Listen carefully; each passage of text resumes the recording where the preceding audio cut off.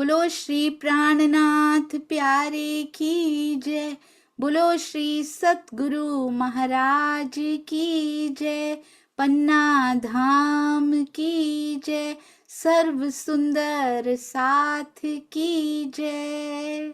आप सभी सुंदर साथ जी के धाम हृदय में विराजमान शोभायमान प्राणेश्वर हृदयेश्वर प्राण प्रियतम आपके नूरी कोमल चरणार बिंद में कोटान कोट प्रणाम जी।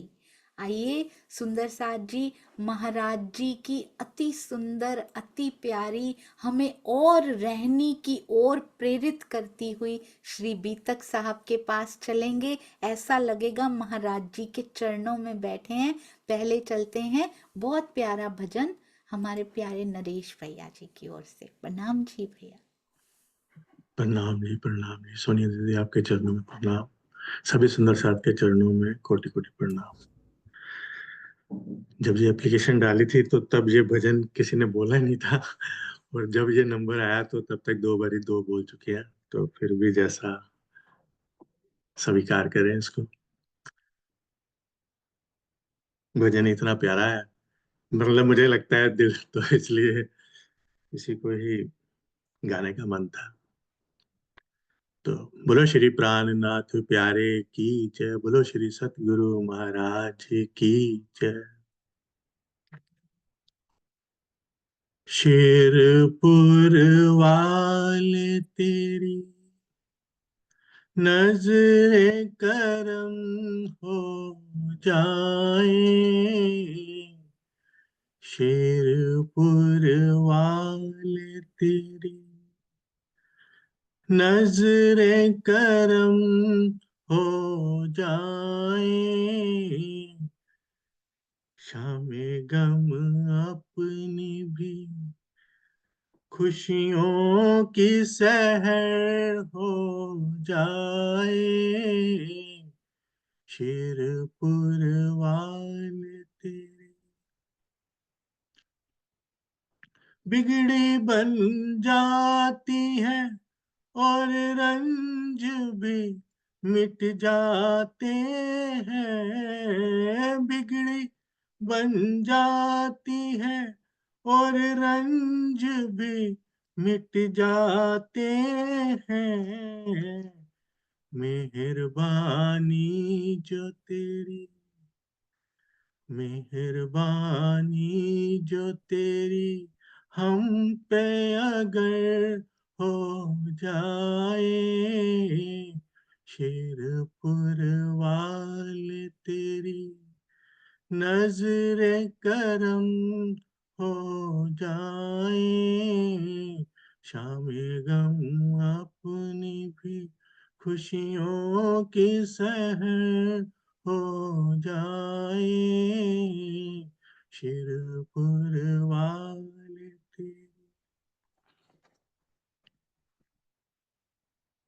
तेरी रहमत के दिलो जान से तलबगार है हम, तेरी रहमत के दिलो जान से तलबगार है हम, और क्या चाहिए, और क्या चाहिए, रहमत जो तेरी हो जाए,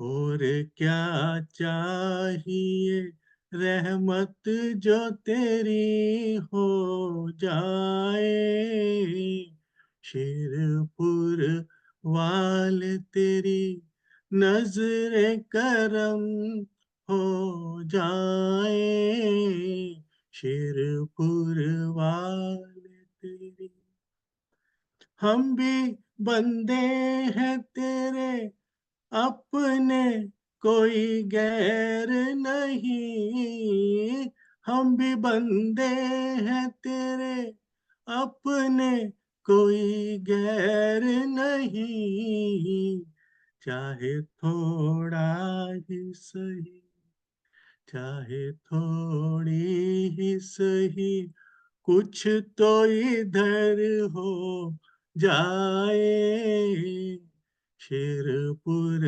वाले तेरी नजरे करम हो जाए, शामे गम अपनी भी खुशियों का शहर हो जाए, शेरपुर वाले तेरी नजरे करम हो जाए, शेरपुर वाले तेरी। प्रणाम जी। बोलो श्री प्राणनाथ प्यारे की जय। बोलो शेरपुर वाले महाराज जी राम रतन दास महाराज जी आपकी सदा ही जय। प्रणाम जी। प्रणाम जी, आपके चरणों में कोटान कोट प्रणाम जी। अति अति अति सुंदर। मैंने देखा है एक ही भजन अलग अलग सुंदर साथ जी के मुख से निकलता है तो उसका आनंद कुछ और ही होता है। सबके भाव जब उसमें मिश्रित हो जाते हैं, प्रेममयी भाव, तो वो अलग भजन दिखाई देता है। आपके मुख से इस भजन को सुन के बहुत आनंद आया, बहुत सुंदर, अति मीठा। चरणों में कोटान कोट प्रणाम जी। क्योंकि महाराज जी के प्रति जो प्रेम होता है ना सुंदर सा जी, वो साथ में मिश्रित हो के जब सबके सामने आता है तो बहुत प्यारा लगता है। प्रणाम जी भैया, थैंक यू। प्रणाम जी आपके चरणों में प्रणाम। मुझे तो महाराज जी से बहुत अच्छा एक खजाना मिला हुआ है, लेकिन बाद में आप पहले भी तक कर लो। जी आपका वो नाम। 2-3 मिनट जी आपको पता है। जी, बिल्कुल बिल्कुल। तो नरेश पर भैया का नाम महाराज जी ने रखा था, तो ये खजाना हमेशा पूरा जीवन आपके साथ रहेगा। महाराज जी के द्वारा रखा हुआ नाम अति हाँ, सुंदर भैया। जैसे वो कहते हैं ना, दो तन तले कदम तेरे, तो पर आत्म तो है ही उन चरणों में। ये तन भी धनी ने, क्योंकि उनके अंदर धनी ही तो बैठे थे, तो इसलिए धनी के मुखारबिंद से ही ये निकला हुआ। मेरी झाई जी, अगर 2 मिनट हो तो, मेरी झाई जी और बनारसों आंटी इकट्ठे ही शेरपुर जाया करते थे। तो ऐसे ही मेरा रंग बड़ा काला था, तो झाई जी बोले कि भाई महाराज जी, इनका मैं तो इसको उठाने को भी नहीं दिल करता, इसका कोई नाम ही रख दो आप, मेरे को तो समझ नहीं आता। मेरे बाकी सारे भाई बहन बड़े फेयर कलर के थे, तो उन्होंने कहा जुआरिया अंदर नाम नरेश रख दे। तो उनको है इतना पता नहीं था कि नरेश का क्या मीनिंग होता है, तो बोले नरेश भैया कैसे। तो उन्होंने कुछ बताया उनको। वो शब्द भी मेरे एक समझो एक धरोहर है, या एक एसेट है, जो मैं बोलना नहीं चाहता कि क्योंकि उससे मैं आ जाती है, क्योंकि वो धनी ने जो नाम रख दिया। लेकिन आपकी बितक सुनने के बाद 2-3 चीजें मेरे दिल में आई। एक तो ये कि कितने महाराज जी ने कष्ट सहे, जो हमें सब कुछ दिया। नाम तो नरेश रख दिया, क्या मैं वाकई में नरेश, अब नाम तो उन्होंने नरेश रख दिया, तो क्या मैं इस तन ने नरेश बन पाया चितवन में? क्या मैं अपने आप को नरेश बना पाया वाणी मंथन में? क्या मैं अपने आप को आज नरेश कहलाने का अधिकारी हूँ रहने के हिसाब से? क्योंकि नरेश का मीनिंग तो सब जानते हो। तो क्या मैं अपनी बात करूं, क्या मैं नरेश बन पाया उनके नाम के हिसाब से? उन्होंने तो रखा। जैसे कहते हैं ना, हमारी ब्रह्म शिष्यों की तो महिमा हर ग्रंथ में है। गुरु ग्रंथ साहब में भंडार भरे पड़े हर ग्रंथ में, हर, तो वही बात है। नरेश तो उन्होंने रखा। ये मैं पहले बड़ा खुश होता था, बड़ा खुशी से सबको बताता था, पर मैं हूँ, मुझे नरेश नरेश बनना है चितवन। चितवन के रूप में क्या मैं नरेश हूँ? क्या मैं वाणी मंथन में नरेश बन पाया?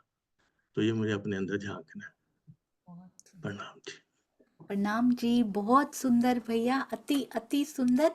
आपके माता पिता के भी कोई महाराज जी के साथ बहुत अनुभव रहे होंगे, तो आप जरूर शांता जी नरेश भैया से बात कीजिएगा एक दिन। नरेश भैया के अगर आज भी बोल पाए तो आज आप बीतक के बाद भी बोल सकते हैं भैया, या फिर किसी और दिन करना चाहें तो भी शांता जी आपका नाम लिख लेंगे। प्रणाम जी, बहुत, क्योंकि आपके पास मुझे लगता है बहुत अनुभव रहे होंगे माता पिता के साथ। प्रणाम जी। आइए सुंदर साथ जी, अब हम चलते हैं। अति सुंदर अति प्यारी महाराज जी की बीतक नहीं हमारा आईना, किस लिए लिखवाई गई, क्या पर्पस रहा बीतक लिखने का? क्या प्राणनाथ जी ये चाहते थे कि मेरी वाहवाही हो बीतक लिखने के बाद? नहीं, हमारा दर्पण सुंदर साथ जी, हम कैसे सुधरेंगे? नहीं तो क्या जरूरत थी? ये बहुत प्रखर सा एक बहुत प्रश्न आ रहा था कि क्या जरूरत थी जब छत्रसाल जी ने तो जाग ही जाना है। शाकुंडल के पास जाने की जरूरत ही क्या थी उनको सुंदर साथ जी, पहले 5वें ही दिन में, जब उनको पता है छठा दिन आने वाला है। पर हमारे लिए एग्जाम्पल्स खड़े करने बहुत जरूरी थे, हम उनको देख देख के भी समझ नहीं पा रहे हैं। इसी प्रकार महाराज जी को अपनी बीतक लिखवाने की क्या जरूरत थी, ताकि हम उनके डग भरते हुए उनको देख कर भी हमारा हृदय मोम की तरह, हमारा हृदय कोमल होता चला जाए। उनके दुखों को कहते तुम्हें सहने भी ना पड़े, मेरे उसको देख देख के ही तुम कोमल होते जाओगे, तो भी तुम धनी के बहुत करीब हो जाओगे। जैसे इंद्रावती सखी कहती है ना, मेरे सारा कुछ वो अपने ऊपर लेती हैं, कारागार में जाती हैं, जान पे भी बन आती है, कितनी बार फांसी तक भी पहुंच जाती हैं, कितनी बार प्रबंध कर दिए जाते हैं, भूखों रहती हैं, कितनी बार ऐसा लाल बाई रोने लगती है कि पता नहीं अब प्राणनाथ जी को क्या हो जाएगा। कितनी बार जीवन में ऐसा होता है, कहते तुम्हें नहीं सहना पड़ेगा, तुम मेरे को देख देख के कोमल हो जाओ, तुम्हारे लिए इतना ही बहुत है। तो जिनको शोभा मिलनी होती है ना, उनको सहना होता है सुंदर साथ जी। हम तो देख कर ही कम से कम सीख लें, इतना भी हमारे लिए बहुत हो जाएगा। इसलिए महाराज जी की बीतक लिखी गई, इसीलिए वो पढ़ी जाती है, इसीलिए मंथन किया जाता है, ताकि उनके दुखों को देखकर ये कठोर जीव पिघल जाए, इसका हृदय पिघल जाए, और इस पे ब्रह्मवाणी के तीर, पत्थर पे तीर भी लगे ना सुंदर साथ जी, वापस मुड़ जाते हैं, वो तीर उसके अंदर प्रवेश नहीं कर पाते। तो इतनी कोमलता आए कि वो तीर अंदर तो प्रवेश कर पाए कम से कम, इसलिए महाराज जी की बीतक है। और आइए सुंदर साथ जी अति सुंदर अति प्यारे शब्दों में लिखी गई हैं। कहाँ थे हम, आपको पता है ना, वो जो अवधूत मिले हैं, मीठे के ढेर में, शक्कर में पूरी तरह लिपट के आ गए हैं, और कहते तुम्हारा तो शरीर भी लगता है पूरा जीम कर आया है। तो कहते हैं कि वो बनिए के पास, एक और बनिए के पास, कहते एक तो उन्होंने कहा कि मुझे बनिए ने थोड़ा सा दिया, तो मैंने कहा इस थोड़े से मेरा क्या बनेगा। अवधूत कहते हैं मेरा क्या बनेगा, ये शरीर मेरा रुकता ही नहीं है, इसको बहुत रोका कि इस तरफ ना जा, पर इसको तो जाना ही जाना है। फिर उस बनिए ने आधा पाव मुझे ला के दिया कि मुख से ही तो खाएंगे, पर कहते इस शरीर को मैंने दिखलाया, तो ये कहते आधे पाव से मेरा पूरे शरीर का क्या बनेगा, क्योंकि मैं तो रोम, ये अवधूत सुंदर साथ जी जो बाहर से करके दिखा रहे हैं ना, वो हम अंदर से करते हैं, हमारा दिखता नहीं है किसी को। हम खूब हंस रहे होंगे अवधूत के ऊपर, हम खूब हंस रहे होंगे कि कैसा है ना, बाहर से हमारा भी रोम रोम खाता है इस माया के कीचड़ को, रोम रोम अपने अंदर समा लेता है, बस वो पता नहीं लगता किसी को। अवधूत का वो क्यों लिखी गई है घटना सुंदर साथ जी, क्या ये हंसने के लिए लिखी गई है ये घटना, क्यों लिखी गई है ये घटना, हमारे लिए लिखी गई है। हमारे भी रोम रोम को आदत पड़ चुकी है, हम रोकते हैं इसको, ये रुकता नहीं है।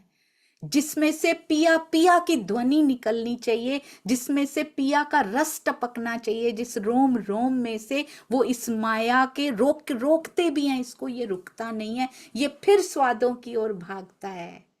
ये भी अवधूत है सुंदर साथ जी, इसलिए लिखा गया हर प्रसंग एक कहानी की तरह नहीं लिखा कि सुनो और इस कहानी को सुनो और फिर माया में मस्त हो जाओ। बीतक साहब को 1 महीना सुनो, फिर 11 महीने अपने ऊपर वो गंदगी चढ़ाने के लिए, जैसे घर को साल में 1 बार साफ किया जाता है, इसको भी, ये तो साफ भी नहीं होता घर, तो फिर भी साफ हो जाता है, ये तो ऊपर ऊपर से हम निभा कर आ जाते हैं। हमने बीतक सुनी, हम प्रसाद खा के बड़े खुश होते हैं, इनके घर से ये आया, इनके घर से ये आया, कौन सा कोना साफ करके आए या और चढ़ा कर आ गए इन्होंने। ये तो पूरी बीतक में सेम ही कपड़े पहन के आते रहे, इनके पास लगता है और कपड़े ही नहीं है। पूरी बीतक में कितनी बार सूट रिपीट कर लिए, इनके पास तो लगता है बेचारों के घर की हालत ठीक नहीं होगी।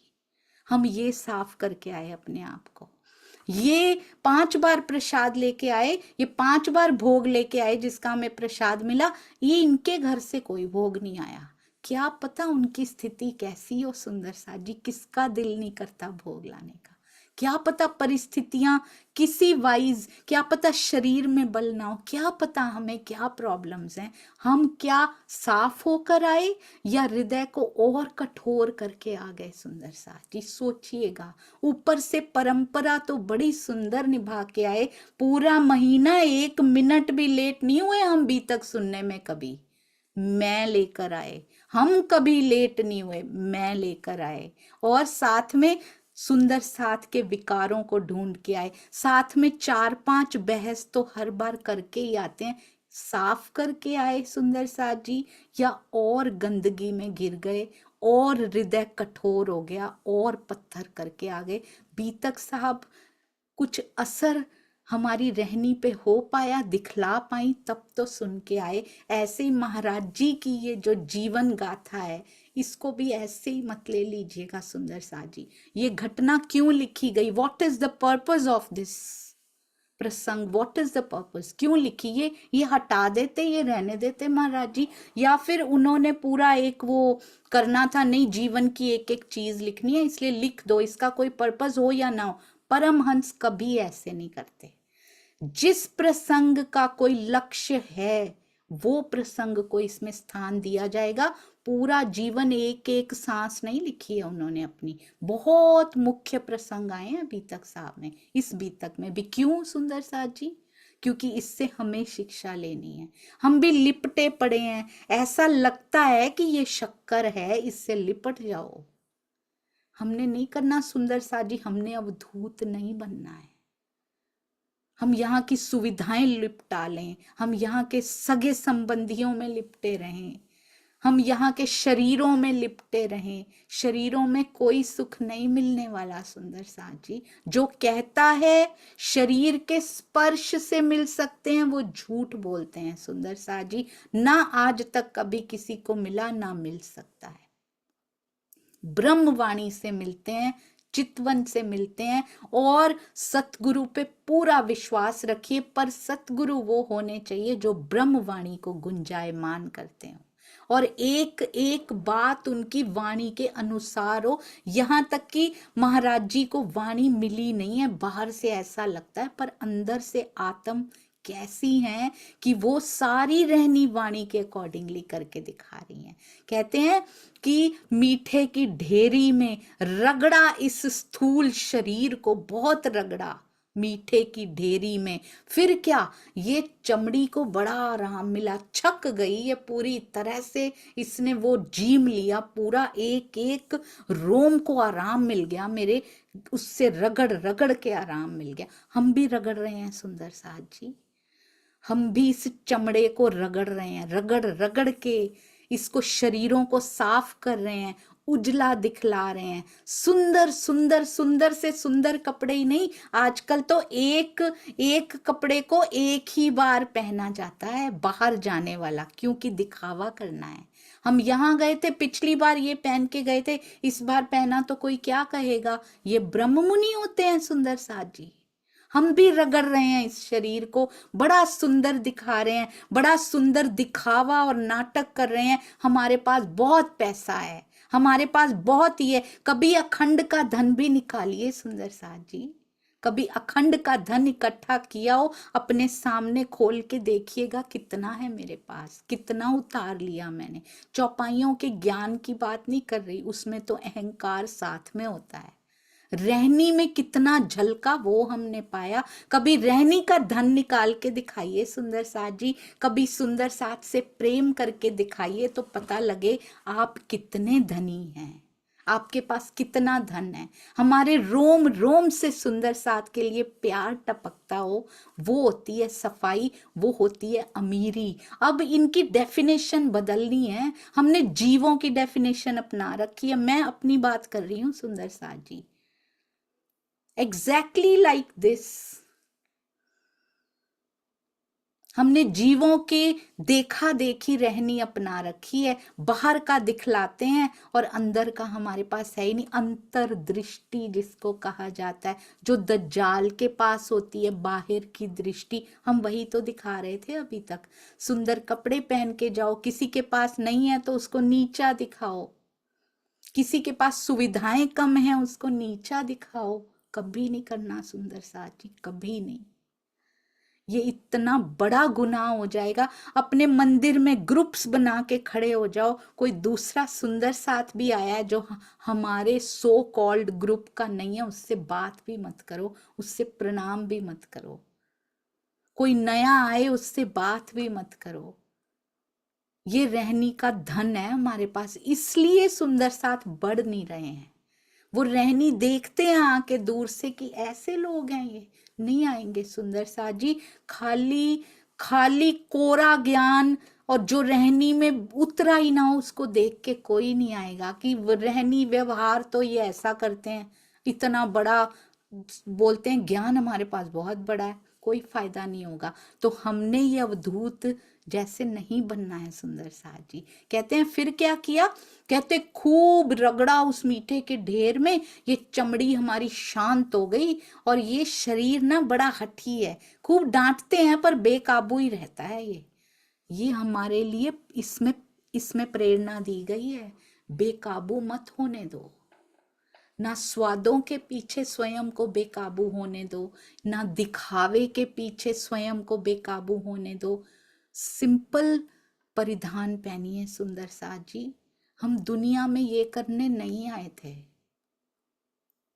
सिंपल खाना खाइए, सिंपल पहनिए, सिंपल रहनी कीजिए, कॉम्प्लेक्स व्यवहार मत रखिए, सीधा साधा सा व्यवहार रखिए।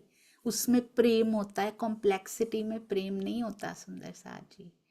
कहते हैं इसको ये बेकाबू हो जाता है। फिर कहते हैं एक बनिए के पास और गए, उनसे हमने एक नशा होता है सुल्फा, कहते उनसे हमने कहा कि ये सुल्फा दे दो हमें। अवधूत कहते हैं, कहते थोड़ा सा दे रहा था तो हमने डपट दिया उसको, डांट दिया उसको कि इतना सा सुल्फा दिया है मुझे तो और चाहिए। कहते थोड़ा सा दे रहा था। शब्द इसमें लिखे हुए हैं, कैसे मैं नहीं बोलूंगी सुंदर साथ जी वैसे शब्द। तो कहते हैं कि महात्मा जी कहते फिर बड़ा सारा ले आया, एक बार में तो दिया नहीं, फिर खूब डांटा तो बहुत सारा ले आया। अब मैं लेकर आया हूं तो ना आप भी पी लो।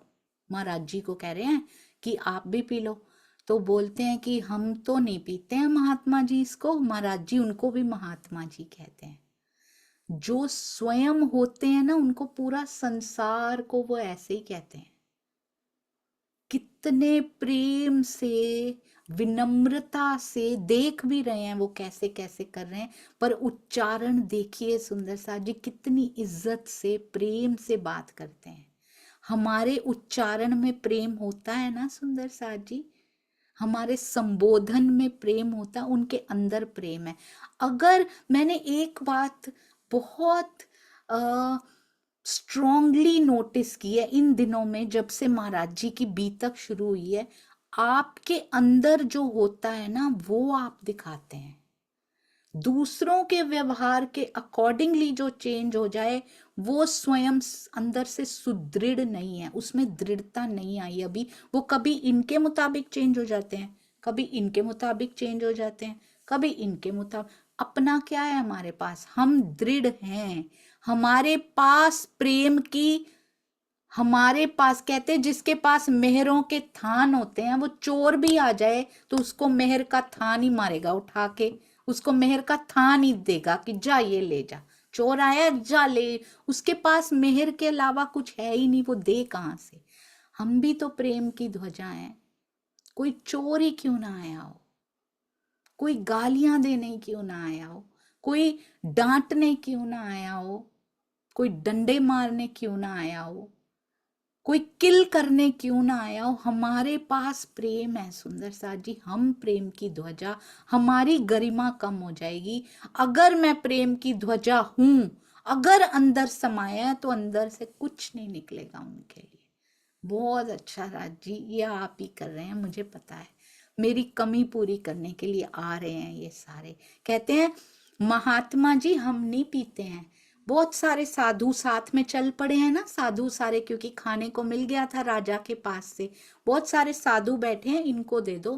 कहते ये तो सारी खड़िया पलटन है, काम वाम कुछ करते नहीं है ये साधु, इनको क्यों दे दें गुरुजी हम, इनको तो नहीं देंगे हम, ये सारे पेटू बाबा हैं और क्या बोलते हैं, ये तो मुझे और आपको भी खा जाएंगे ना, तब भी इनका पेट भूखा का भूखा ही रहेगा। पेटू लोगों का पेट कभी नहीं भरता है, तो इसलिए इनको तो नहीं देंगे। आपको चाहिए तो आपके लिए मैं हाजिर हूं, आपकी सेवा के लिए मैं हाजिर हूं, आप ले लो। तो कहते हैं अपने ही ढंग का निराला सा ये व्यक्तित्व था, किसी से उसकी चाल किसी से मिलती नहीं थी, एक अलग प्रकार का विशेष ही था ये अवधूत। महाराज जी से बहुत प्रेम करते हैं, पर बाकी किसी को कुछ नहीं समझते हैं।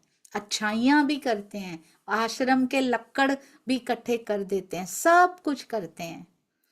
अब कहते फिर से यात्रा वहां से शुरू होती है, पूरी जमात साधुओं की साथ में चल रही है। देख रहे हैं ना सुंदर साथ जी, मुझे तो ऐसा लगता है कि इनिशियल स्टेजेस पर ये चितवनी भी कर ली जाए ना तो बहुत बड़ी बात है। हम इनको चलते हुए ही देख लें, साथ साथ ये देखा इनको चलते हुए, जैसे देखना शुरू किया महाराज जी आगे पहुंचेंगे, हमें भी देखने के लिए आगे पहुंचना पड़ेगा। इसी बहाने थोड़ी थोड़ी थोड़ा थोड़ा आगे हम बढ़ते जाएंगे उनके साथ साथ, कम से कम हृदय से कटुता कम होती जाएगी, हृदय में प्रेम आता जाएगा, माया की चाहनाएं थोड़ी थोड़ी कम होती जाएंगी। उनको देखने के बहाने ही चल दीजिए सुंदर साथ जी। फिर यात्रा चल रही है, पूरी जमात साधुओं की साथ में चल रही है, अवधूत भी चल रहे हैं, बड़ी सुगमता से रास्ता कटता जा रहा है क्योंकि सब साथ में है। पहले अकेले जाते थे, बस्ती के बाहर बाहर से निकलते थे महाराज जी, कितने कष्ट सहते थे। अब सुगम हो चला इतनी बड़ी जमात, और जब जो चाहिए वो अवधूत लेकर आ जाते हैं, बिना महाराज जी तो कहते भी नहीं है कुछ चाहिए। कहते हैं रास्ते में जहां कहीं भी चिता जल रही होती थी, किसी की कोई मृत होता था, चिता जल रही होती थी, तो ये अवधूत जिनको महात्मा ही कहते हैं महाराज जी कहते, वहां पहुंच जाता था और उनके निकट एक पल में कहते कैसे उड़ के वहां पे पहुंच जाते थे, फटाफट पहुंच जाते थे, चिमटा मार के उसको कहते थे, मृत देह को कहते थे अरे ओ जलने वाले, अगर तुम जल्दी से जल्दी नहीं आए मेरे पास तो तुम्हें मैं बताऊंगा, अगर तुम शीघ्र अति शीघ्र मेरे पास नहीं आए तो तुम्हें मैं बताऊंगा। कभी कभी तो जलती हुई चिता में से खोपड़ियां उठा के ले आते थे, जब वो जल चुकी होती थी खोपड़ी ले आते थे और उससे बातें कर कर के फिर उसको झाड़ों में रख के आ जाते थे। तो ऐसी सिद्धियां ये अवधूत प्राप्त करते थे, ऐसे कुछ और घृणित और अटपटे काम भी करते रहते थे। पर महाराज जी कहते हैं फिर भी वो मानता भी नहीं था मेरे से, पर फिर भी मैं उन्हें समझाता रहता था कि ये काम करने ठीक नहीं है, ये काम मत किया करो, पर वो मानता नहीं था, समझाते रहते थे। अब उनसे कितनी फैसिलिटीज मिल रही हैं, आपने देखा है ना सुंदर साथ जी, खाना पीना चाहिए वो ले आते हैं, कुछ भी चाहिए वो ले आते हैं। हम ये क्यों लिखी हैं ये घटनाओं का औचित्य क्या है बीतक में, क्या इसको एक कहानी की तरह सुन जाना है, हमारे महाराज जी के जीवन में ये हुआ, उन्होंने बहुत कष्ट चल सहे, चलो जी बोलो सतगुरु महाराज की जय, प्रसाद भोग प्रसाद लो और चलो वहां से। नहीं सुंदर साथ जी नहीं, बदलने आए हैं महाराज जी हमें, फिर आते रहेंगे। ये बीतक कभी किसी के मुख से कभी किसी के मुख से होती रहती है, क्यों आ रहे हैं बार बार, असर नहीं हो रहा इसलिए आ रहे हैं सुंदर साथ जी, नहीं तो एक ही बार होती, हमारे अंदर के घृणित कार्यों का काम तमाम हो चुका होता, दोबारा आने की जरूरत ना पड़ती। बार बार बीतक साहब हर साल के एक महीने में क्यों की जाती है, उस दिन बंद होगी जिस दिन हम पे असर हो जाएगा, बीतक का कार्य पूर्ण हो जाएगा सुंदर साथ जी। अंत तक कोई ना कोई रूह बैठी रहेगी जिसके लिए चलती रहेगी। समझाते रहते हैं सुंदर साथ जी। हम भी, हमारे पास आप ध्यान दीजिएगा ये घटना क्यों लिखी गई, why is it happening here, and क्यों इसको स्थान क्यों दिया गया महाराज जी की वितक में। क्योंकि हमारे पास कोई हो जिससे बड़ी सुविधाएं मिल रही हैं और वो घृणित कार्य करके सुविधाएं ला रहे हो, क्या हम उनको कभी मना करेंगे?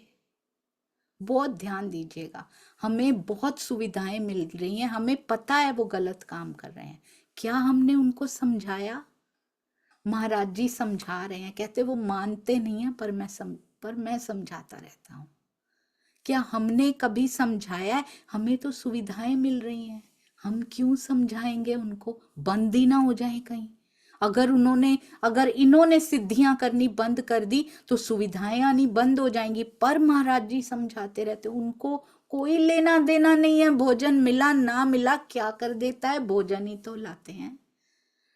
हमें सुविधाएं प्रदान करने वाले, चाहे वो मित्र हों, संबंधी हों, रिश्तेदार हों, हमारे परिवार वाले हों, कोई भी, चाहे सुंदर साथ जी ही हों, हमारे छोटे से ब्रह्मांड में क्या ऐसे लोग हैं जो गलत, आपको पता है अंदर से कि ये गलत काम करके एक बार श्री प्राणनाथ ज्ञानपीठ सरसावा में जब नोटबंदी हुई थी, वहां पे करोड़ों करोड़ों रुपए लेके एक सुंदर साथ आए, कहते ये मैं देना चाहता हूँ, वेस्ट हो जाएंगे, नोटबंदी हो चुकी है, खत्म हो जाएंगे, इनको आप लेके आज ही वो कर लीजिए।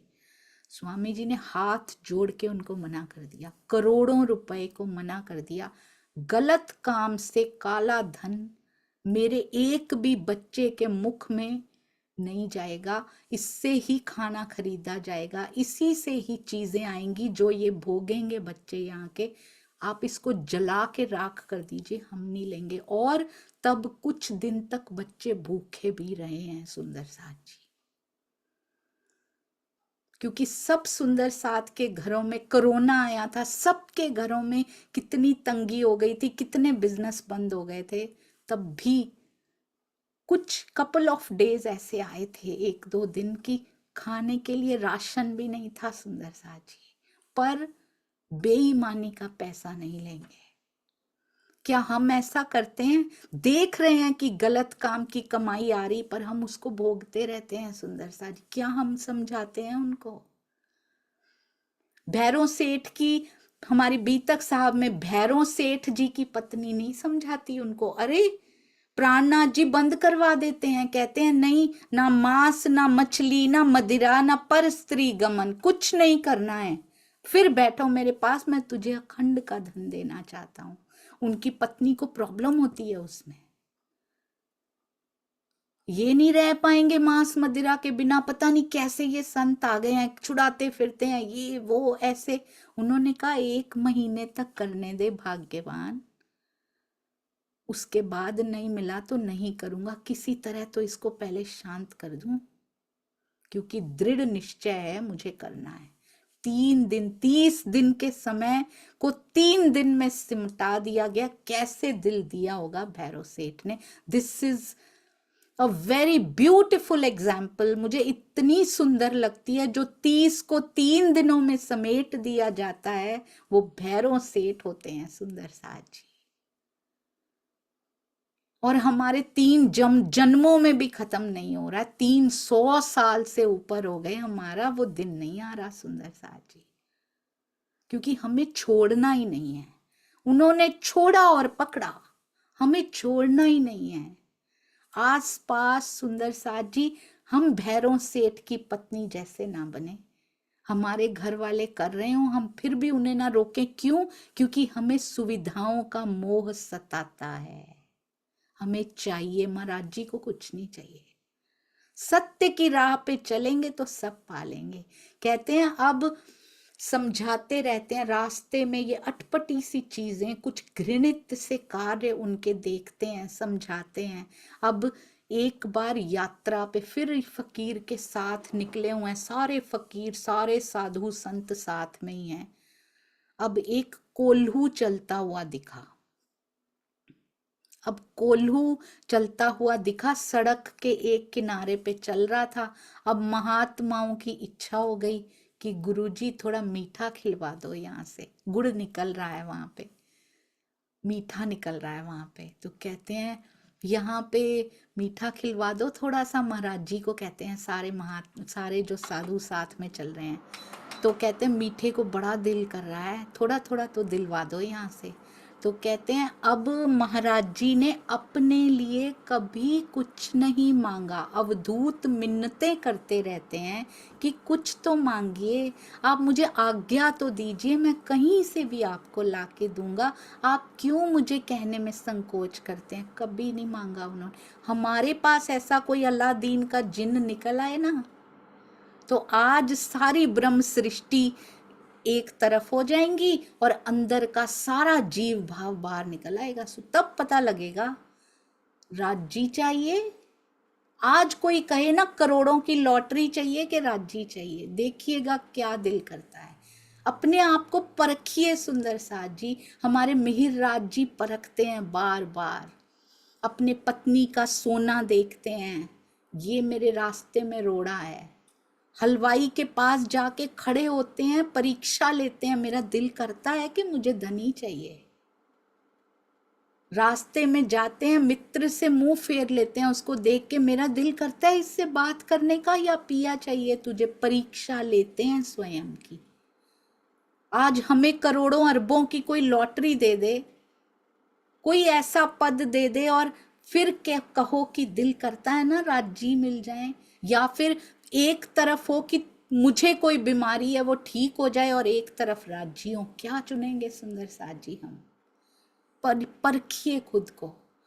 कहते जरूर है हमें धनी चाहिए, पर क्या प्रायोरिटी नंबर 1 पे पिया को रखा है? चाहे दुनिया में कुछ होता रहे, मेरे धनी मुझे चाहिए, मेरी नजर उनकी तरफ है। क्या ऐसा है सुंदर साथ जी? कहते हैं बड़ी इच्छा हो रही है थोड़ा सा। अब महाराज जी अवधूत को पहली बार कह रहे हैं कि थोड़ा सा कष्ट करो। तो कहते हैं वो तो बड़े खुश हो गए कि शुक्र है महाराज जी भी कुछ कह रहे हैं। कहते हुक्म करो, हम तो कब से कह रहे हैं महाराज जी आपको, आप देख रहे हैं ना सुंदर साथ जी। उनको कहते हुए, महाराज जी को कहते हुए, अवधूत के सुनते हुए, आसपास साधुओं की मंडली है, सड़क के किनारे मीठा पक रहा है, आप देख रहे हैं ना। ये घटनाएं ऐसे ही नहीं लिखी गई हैं, ये कहानियां नहीं हैं जिनको देखना है, इनको अपने हृदय में उतारना है, इनको अपने जीवन में उतारना है। क्या क्या सीख लेके, खाली सीखना नहीं है। अब समय नहीं बचा इतना, अब प्रैक्टिकल लैबोरेटरी में जाना है सुंदर साजी सीधा। अब कहते हैं आपने शुक्र है कुछ कहा तो सही, हम तो कब से कह रहे हैं हुक्म करो, आज्ञा दीजिए हमें महाराज जी, क्या इच्छा है आप बताइए। महाराज जी कह रहे हैं हमारी कोई इच्छा नहीं है, इन साधुओं की इच्छा है, पूरी कर दो। थोड़ा सा इस कोल्हू से मीठा ला के इन्हें खिलवा दो। जैसे ही महाराज जी ने आज्ञा दी, एकदम, अभी तो झंडू दत्त जी हैं, जैसे ही आज्ञा दी उन्होंने एकदम कोल्हू पे जा पहुंचे, चिमटा अपना दिखाया फटाफट। कहते हैं कोल्हू वालों देखो, खबरदार हो जाओ, मेरी आज्ञा का उल्लंघन मत करना। जितने साधु यहाँ बैठे हैं उनको मीठा खिलवा दो, जल्दी से कर दो ये, और खबरदार मेरे ऑर्डर का, मेरे आदेश का उल्लंघन किया। वो तो वैसे ही उनकी ऐसी आवाज सुन के ही डर जाते थे। वो कहते मीठा तो तैयार ही नहीं है। कोल्हू वाले झट से बोले, कहते हैं मीठा तैयार नहीं है, आप चाहें तो एक एक गन्ना ले लीजिए, यहाँ से गन्ने से ही गुड़ बनता है ना, गन्ने से ही मीठा बनता है, तो आप एक एक गन्ना इनको दे दीजिए। कहते गन्ना नहीं चाहिए इनको, वो तो मीठा ही लेंगे। तो कोल्हू वाले बोलते हैं तो फिर एक गिलास रस पिलवा देते हैं, गन्ने का ही रस निकाल देते हैं, वो पिला देते हैं, क्योंकि मीठा तो अभी पक रहा है, वो तो तैयार ही नहीं है और इतना गर्म है उधर, कैसे निकाल के देंगे। कहते हैं कह दिया ना, कुछ नहीं चाहिए, और ना तो गन्ना चाहिए ना उसका रस चाहिए, हमें तो केवल इनको मीठा ही खाना है। आदेश किसका है? मेरे गुरुजी का आदेश है। मीठा तो कहते तैयार नहीं है, हम कैसे दे पाएंगे, आप ही बताइए। कहते ये जो इतना बड़ा वो रखा हुआ है, कड़ाव रखा हुआ है, उसमें से ही दे दो, जो पक रहा है ना उसमें से दे दो। तो कोल्लू वाले बोलते हैं इतना गर्म है, उसको तो हाथ भी टच हो गया ना, छू भी गया तो जल जाएगा। तो हम में तो ताकत नहीं है उसमें से निकालने की, तुम में ताकत हो तो तुम ही ले लो, हमारे बस की बात नहीं है, हमें जल के मरना नहीं है, क्योंकि उसमें से वो छींटे भी उड़ते रहते हैं, तो हमें नहीं मरना जल के, तो आप ही ले लो इसमें से। तो तभी कहते हैं अवधूत महात्मा जी बोलते हैं महाराज जी उनको, महात्मा जी कहते हैं तो लो जी, हमको तो मरना है, तुमको नहीं मरना, तो हमको तो मरना है, हम अभी निकालेंगे इस मीठे को और हम भी इसी में ही जाके खाएंगे अब। और वो जो इतना बड़ा कढ़ाई जिसको बोलते हैं, बहुत बड़ा कढ़ाया जिसको बोलते हैं कड़ाव, उसमें से ही खाएंगे हम, और वो उबल रहा है उसमें। कहते देखते हैं ये मीठा हमें मारता है कि नहीं मारता, और हम में से किस किस को ये मीठा मार पाता है, इतना गर्म वाला देखते हैं। और उसी समय कूद के कड़ाव के अंदर पहुंच गए, और बोलते हैं उसमें से ऐसे छींटे भी बड़े बड़े उड़ रहे हैं, उसमें से फुदक रहा है वो मीठा, और उन्होंने मीठे में नहाना शुरू कर दिया, भर भर के नहा रहे हैं। और ऐसे करते हुए देख कर कोल्हू वाले सब डर जाते हैं कि ये कर क्या रहे हैं, लगता है आत्महत्या करना चाहते हैं, ये आत्मघात करना चाहते हैं, ऐसा लग रहा है ये देख कर तो। और कहते हैं वो नहा रहे हैं मीठे में, बड़ा आनंद ले रहे हैं, 100 गज दूर भाग के खड़े हो गए, बह के मारे सारे डर गए। कहते दूर खड़े होके देख रहे हैं कि ऐसा तो बार बार ऐसे देख रहे हैं कि ऐसा करके तो पहली बार देखा है कि इतने गर्म कड़ाव में कोई कूद गया हो और उसको पता ही नहीं लग रहा कि वो गर्म है। सिद्धियां प्राप्त की हुई हैं सुंदर साथ जी, इसलिए पता नहीं लग रहा। इस चमत्कार को बड़े हैरान होकर देख रहे हैं। कहते हैं आ जाओ गुरुजी आ जाओ, भाग गए सारे लोग, महाराज जी को बुला रहे हैं, आ जाओ जल्दी से, अब ये सारा मीठा हमारा ही है, ये पूरा माल हमारा है, जितना चाहे आप इसको बांट लीजिए अब। और कहते हैं महाराज जी ने आवाज सुनी, और साधुओं के पास 3 वो थे पात्र, कमंडल पात्र। कहते साधुओं अपने पास कुछ नहीं रखा, महाराज जी वो भी वापस कराए थे, कमंडल भी वापस कराए थे। आपको याद है ना किनको करके आए थे, वो माई के साथ जो महात्मा थे ना, उनका कमंडल भी वापस देकर आए थे, कुछ नहीं रखा हुआ महाराज जी ने अपने पास। कहते 3 इनसे मांगे और आवाज सुन के पहुंचे, तो कहते लो सारा मीठा ले लो, अब तो सारे ही भाग गए हैं, आओ सारे कमंडल खुद ही भर लो आप। और क्या कह रहे हैं, बिल्कुल गर्म नहीं है ये तो, कितनी ठंडी स्पर्श है इस मीठे की, अगर चाहो तो खुद करके देख लो कितना ठंडा है। और कहते हैं महाराज जी भी उनको देख रहे हैं कि उनके शरीर से भाप निकल रही है, उते हुए बैठे हैं, पूरा शरीर उनका मीठे में भरा हुआ है, चिपका हुआ है उनके ऊपर, और भाप निकल रही है, पूरे अंगों से छिटक रही है। और कह रहे हैं देखो कितना ठंडा स्पर्श है इसका, चाहो तो खुद कर लो। सुंदर साथ जी सोचिएगा, यहाँ की सिद्धियों से, यहाँ की तपस्या, यहाँ की सिद्धियां करके अगर कोई ये कर सकता है, सोचिएगा सुंदर साथ जी, कोई इतने गरम कढ़ाई में बैठ के ये कर सकता है कि कितना ठंडा स्पर्श है, लग नहीं रहा उसको। हमें माया का विष कैसे चढ़ जाता है हमारे ऊपर, हमें माया की गर्मी गर्मी क्यों लग रही है, हमारे हृदय में तो शीतलता बसी हुई है ना, हमारे हृदय में तो पिया प्रियतम स्वयं है। हम मुख से जरूर कहते हैं, पर हम माया के थपेड़ों से कितनी जल्दी घबरा जाते हैं, हमें शीतलता क्यों नहीं लगती।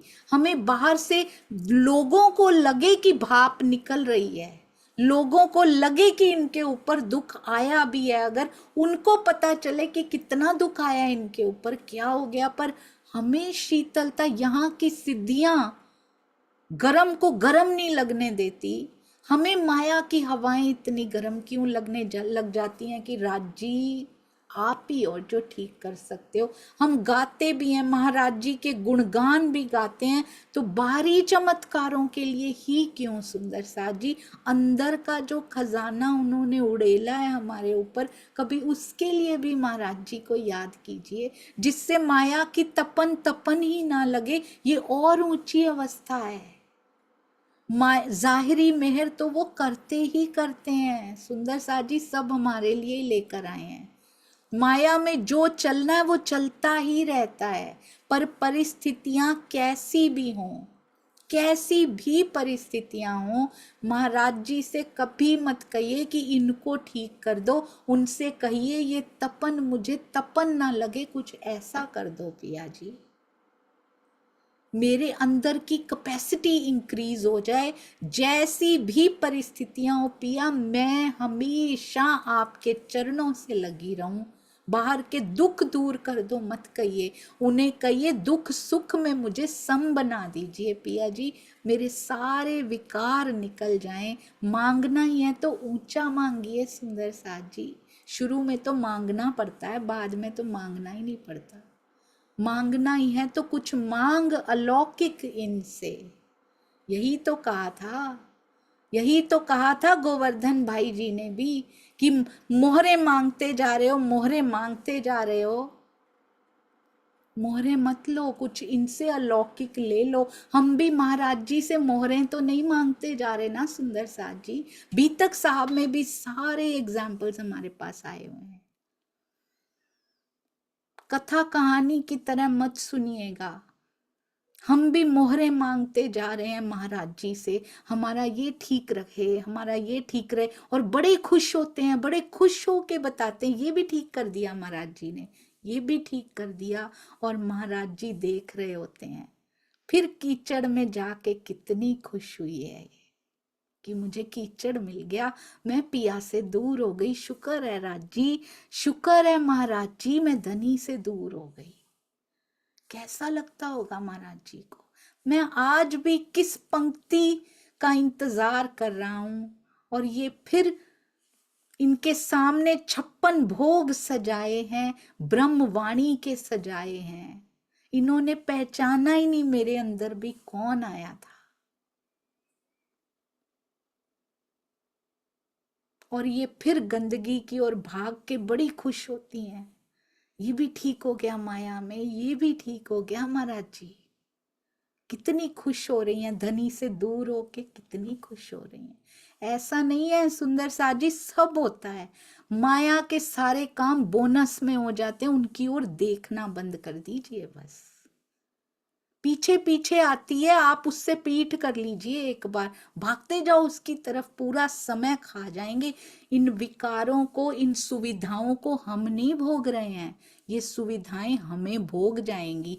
जैसे कि जयराम भाई को भी बताया था, यहां पर कुत्ता हड्डी चूसता, उसको लगता है इसमें से निकल रहा है रक्त, इसमें से निकल के मुझे लग रहा है, मुझे मिल रहा है और मेरी भूख मिट रही, जबकि वो अपने ही दांतों में से निकल रहा होता है और अपने ही अंदर जा रहा होता है।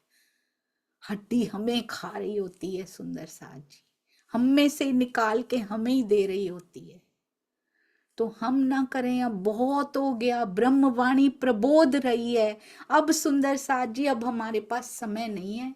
ये सब जैसा महाराज जी ने करके दिखाया, यदि हमने ना किया तो कोई फायदा नहीं, ना सुनने का ना पढ़ने का कोई लाभ नहीं होगा। हाँ, थोड़ा थोड़ा असर हो रहा है, बहुत अच्छी बात है सुंदर साथ जी, बहुत अच्छी बात है, पर अपने व्यवहार को हम बदलें, सुंदर साथ के प्रति प्रेम हो। कौन से ग्रुप के हैं, किसको क्या करते हैं, उनके घर में भी धनी की सेवा ही पधराई है ना, वो जिनसे भी जुड़े हैं वहां भी धनी की सेवा ही पधराई हुई है ना, बस हमारे लिए इतना भी बहुत है। सुंदर साथ सबसे प्रेम करें, क्योंकि वो सब पिया को बहुत प्यारे हैं, सारा सुंदर साथ उनको बहुत प्यारा है, रोल्स में हैं, अपना अपना रोल कर रहे हैं सुंदर साथ जी। हमने महाराज जी के लिए बड़ी सुंदर उनको समर्पित नाटिकाएं जरूर देखी होंगी पिछले ही हफ्ते महाराज जी के प्रकटन दिवस के अवसर पर। मैंने उनसे इतना कुछ, मुझे अंदर तक छू गई। पहली बार नाटिकाएं अच्छी लगती थी, पर इस बार इतना गहराई तक छू के गई और बता के गई कि नेगेटिव रोल में भी जो कैरेक्टर थे उन पे कितना प्रेम आ रहा था, क्योंकि वो मेरी प्यारी सखी निभा रही है, मेरी प्यारी प्रफुल्ला दीदी निभा रही है, मेरी प्यारी माहिरा बिटिया निभा रही हैं, मेरे प्यारे उनके साथ बच्चे थे, वो डंडा दिखा रहे हैं महाराज जी को, उन पे गुस्सा नहीं आ रहा। आपको आया था सुंदर साथ जी, महाराज जी को जो डंडा दिखा रहा था सिपाही, उस बच्चे पे गुस्सा आया था? अगर हम महाराज जी के पास उस समय खड़े होते, सिपाही जब उनको डंडा दिखा रहा था तो गुस्सा आता। इस एक्ट करने वाले बच्चे पे गुस्सा आया था, उन पे प्रेम आ रहा था कि कितना सुंदर कर रहे हैं ये, अरे वाह 2 दिन में तैयारी कर ली इन्होंने, अरे मेरे महाराज जी को डंडा दिखा रहे हैं। बिल्कुल क्रोध नहीं आया, उस सिपाही पे भी नहीं आना चाहिए, क्योंकि वो रोल कर रहे हैं सुंदर साथ जी, अपना हर कोई अपने रोल में है। तो आके यदि मुझे भी कोई डंडा दिखा रहा है, हम इसको रियल लाइफ समझ रहे हैं, दिस इज अ नाटिका, हम खेल में आए हैं। जिस दिन इसको खेल की तरह देखना शुरू कर दिया, इसको भी एक नाटिका समझिए सुंदर साथ जी, किसी भी डंडा दिखाने वाले पे, किसी भी गाली देने वाले पे गुस्सा नहीं आएगा, बल्कि एप्रिसिएशन होगी कि वाह राज जी ने जो आपको रोल दिया अंदर ही अंदर, क्योंकि मुझे पता है वो मेरी प्यारी सखी है, यहाँ भी मेरी प्यारी सखी रोल निभा रही, उन पे प्यार आ रहा है। ये भी मेरी प्यारी सखी है जो डंडा दिखाने आई है, जो गाली देने आई है, जो कमेंट्स में कुछ लिखने आई है। मुझे पता है पिया ने तुझे रोल दिया है, ये बहुत सुंदर निभा रहे हो आप, अति सुंदर, धनी की बहुत मेहर है। मुझे ऊंचा उठाने के लिए पिया ने आपको भेजा, मेरे जीव में कमियां हैं, दृष्टि बदल जाएगी सुंदर साथ जी। और बाहर की दृष्टि जब ऐसे बदलने लगे तो समझ जाइएगा कि अंतर दृष्टि की ओर मुड़ने ही वाली है। कुछ और चोट, कुछ और बचा है, थोड़ा सा और, बस एक मोड़ और।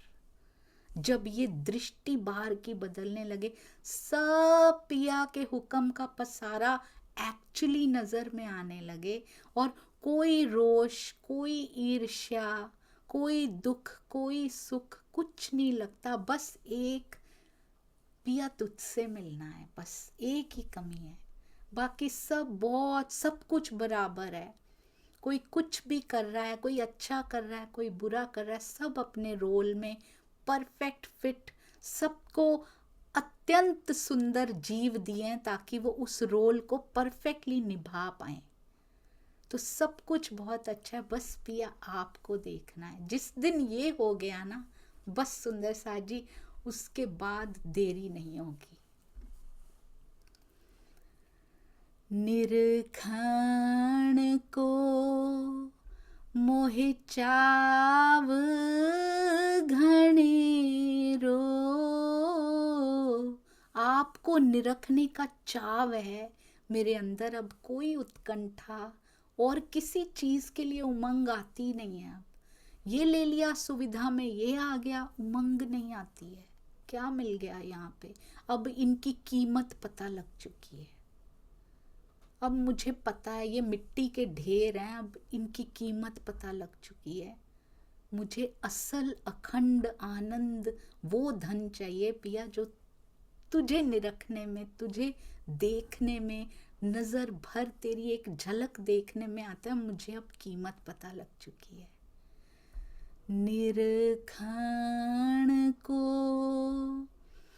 मोहे चाव घनेरो,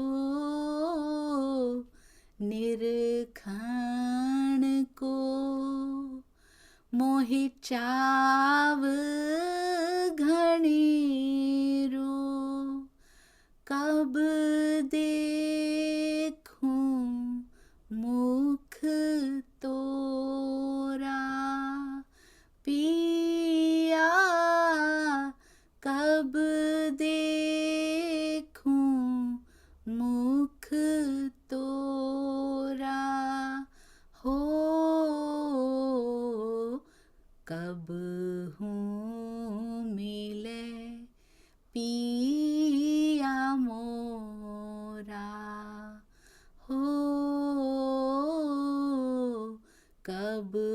हूँ मिले पिया मोरा। मीराबाई कर सकती हैं। कितनी शान से उनको स्वप्न की बुद्धि वाला कह दिया जाता है, कितने गर्व से स्वयं को जागृत बुद्धि के मालिक कह दिया जाता है कि ब्रह्म सृष्टियों के पास जागृत बुद्धि है। तो क्या कर दिखाया उससे? जागृत बुद्धि का ज्ञान तारतम वाणी है, पर क्या वो मेरे अंदर है? क्या मेरी रहनी एक एक चौपाई के अकॉर्डिंगली घटित हो रही है? क्या मेरे जीवन की एक एक घटना श्री तारतम वाणी, श्री बीतक साहब और परमहंसों की इन प्यारी रहनी से प्रेरित है?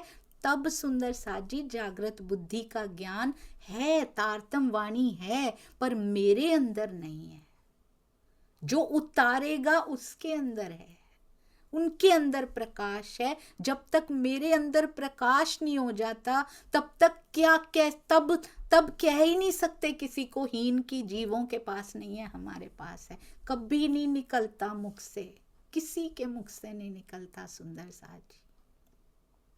केवल एक पिया तुमसे मिलना है, बस। ये स्थिति जिस दिन आ गई ना, तब कोई फर्क नहीं पड़ता। धूप है, जीवन में धूप है, जीवन में छांव है, जीवन में कहते हैं फूल होता है ना सुंदर साथ जी, जो फूल होता है उसको कांटों की बाढ़ में सुरक्षित रखा जाता है। आधे लोग तो वैसे ही डर जाते हैं, इसको हाथ नहीं लगाना कांटा चुभ जाएगा। फूल की कोमलता को कांटों की बाढ़ में सुरक्षित रखा जाता है। तो दुखों की बाढ़ में ये फूल, ये जीव का फूल खिलता है और सुरक्षित रहता है। कभी मत घबराइएगा। ये भी घेरा बनाया है राज जी ने, खिलते चले जाते हैं उस बाढ़ में सुंदर साथ जी, और कोई हाथ भी नहीं लगाता, कि कोई नहीं तोड़ता उसको। कभी नहीं घबराना, हर पल हर घड़ी मेरे पिया मेरे साथ हैं। और उन्होंने मास्टर प्लानिंग आज नहीं की है। आपने देखा होगा श्री बीतक साहब में 12 सुंदर साथ जी जाते हैं दरबार में, सारा त्याग समर्पण तप सब बलिदान की पराकाष्ठा दिखाकर आते। क्या उस समय हो रहा है? ये पहले से कुरान में लिख दिया गया है।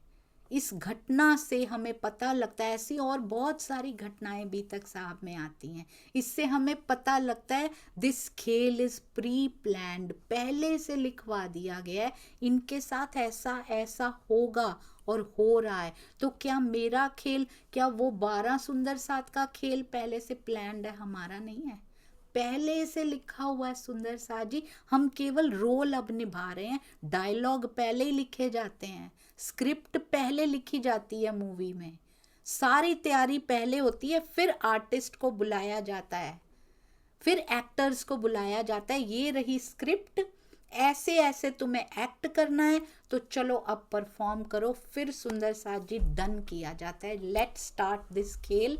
चलो भाई सारे चलो, शूटिंग वाले स्थान पे हम आए और शूट कर रहे हैं। बस ये पहले से स्क्रिप्टेड खेल है सुंदर साथ जी, इसलिए बिल्कुल मत घबराइएगा। और पिया ने लिखे हैं हमारे डायलॉग्स, पिया ने ये स्क्रिप्ट पहली बार, मेरे हृदय के अंग जा रहे हैं।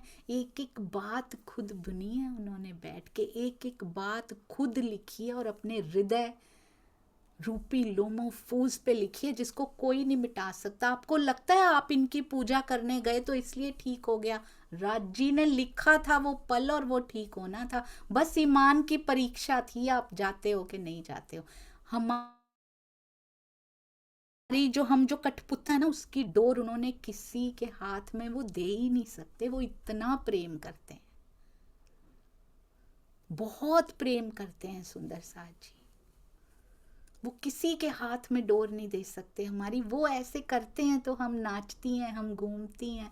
बस एक बात उन्होंने यहाँ लूज छोड़ी है, बस कि तुम रहनी पे आती जाओगी और मुझे मिल जाओगी। बस सुंदर साथ जी, ये जी करनी माफक कृपा, ये छोड़ा है उन्होंने बस। तो इसलिए वो करना शुरू कीजिए। व्याकुल प्राण धरत नहीं धीरज, व्याकुल प्राण। महाराज जी के प्राण व्याकुल हैं। हमारे प्राणनाथ जी तो नहीं कहूंगी, वो तो स्वयं धनी है। मिहिर राज जी, उनके प्राण व्याकुल हैं। अंदर आत्मा बैठी है, अटक जाता है। हमारे देवचंद्र जी, उनके प्राण व्याकुल हैं। सुंदर साथ जी, धीरज नहीं आ रहा, घर छोड़ के चल दिए हैं। 12 साल का बच्चा मिहिर राज जी घर छोड़ के चल देते हैं। इधर महाराज जी तड़पते रहते हैं, घर में दिल नहीं लगता।